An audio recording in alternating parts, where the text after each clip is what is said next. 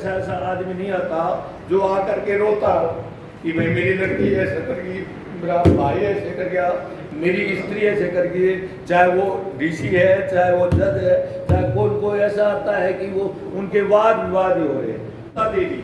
चाहे वो संविधान है, चाहे इंसान है, हर कानून, हर नियम, मन की आज़ादी तो अब हम बाबा जी हो गए, अब तक भी पूर्णता नहीं हो सकती, क्योंकि मन को कंट्रोल करने के लिए मर्यादा और समाज का जो हमारा पूर्वजों का, माता पिता का, गुरु शिष्यों का जो परंपरा थी, उसके तहत ही कंट्रोल होता था, वो अब बिल्कुल खड़े थे।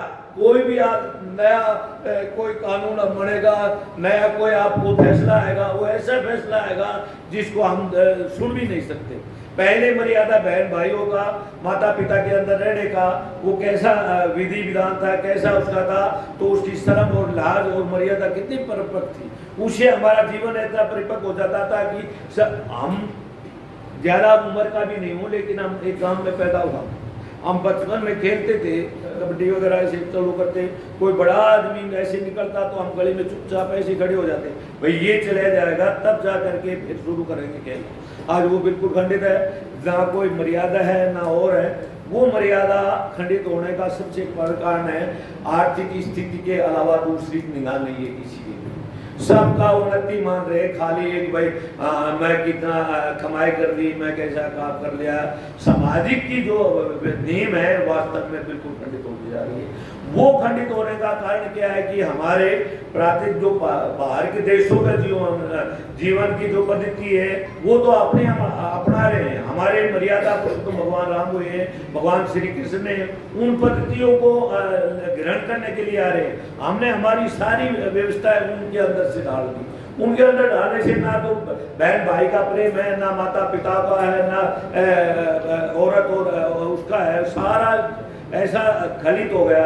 रोजाना कोई ऐसा आदमी नहीं आता जो आकर के रोता कि भाई मेरी लड़की ऐसे कर गई, मेरा भाई ऐसे कर गया, मेरी स्त्री ऐसे कर गई।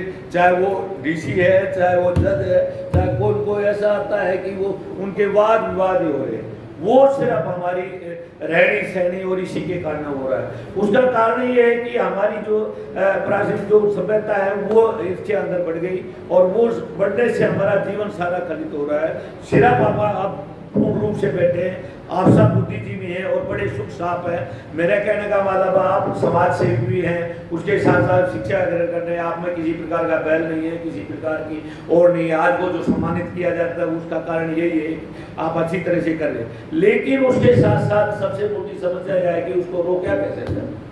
रोकने की समस्या है, रहने सहने सारी वो हमारी खंडित हो रही है। आज अब अच्छे स्कूल में नहीं कराएंगे और करेंगे तो फिर उसके बाद में बच्चे की तरक्की नहीं है, तो आप उसको बड़ा मुश्किल है। तो मेरा कहने का तात्पर्य कि आप सभी शिक्षकों को भी और भी अपने बुद्धिजीवी आप जो संस्थाएं चला रहे हैं, जहाँ तक वो हमारे मर्यादा के हिसाब से जितनी भी आप जैसे लगातार पीछे स्कूल में परसों वो था रामायण और महाभारत का कैसा संस्थान है, तो वो इसलिए कि इससे हमारी जागरूकता रहे, हमारे परंपरा जागृत रहे, ताकि हम ये नए जीवन की क्योंकि वो कलयुग है। कल का मतलब होता है मशीन युग में, ये मशीनी युग है।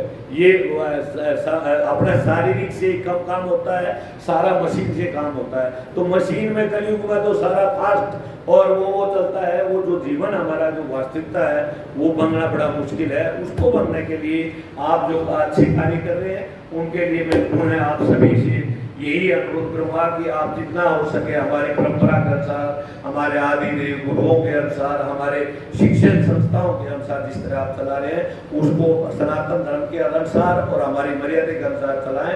और वो जो आप चला रहे हैं उनको पूर्ण मैं धन्यवाद देता हूँ। और पुनः मैं सभी के अंदर आत्मा के स्वरूप में जो परमात्मा बैठा है उसको नमस्कार करता हूँ और अपनी वाणी को विश्राम